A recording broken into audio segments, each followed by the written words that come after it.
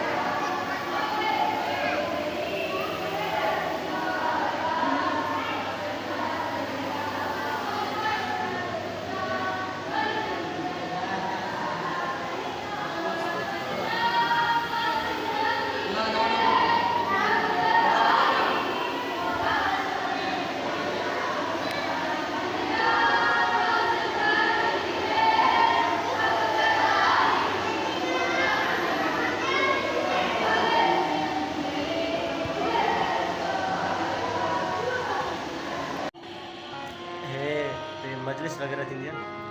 ऐं हे रहण जी जॻह हिते हे प्रॉपर जॻह ठहियल आहे। मतलब एक प्रॉपर किस्म की जगह बनी हुई है मजलिस वगैरह करवाने के लिए। अंदर ज़्यादा माशाल्लाह। ये बाहर का नज़ारा माशाल्लाह। वो जन्नत अली दी मेरी अली दा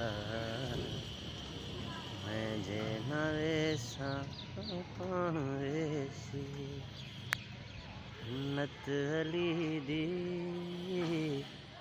मेरी अली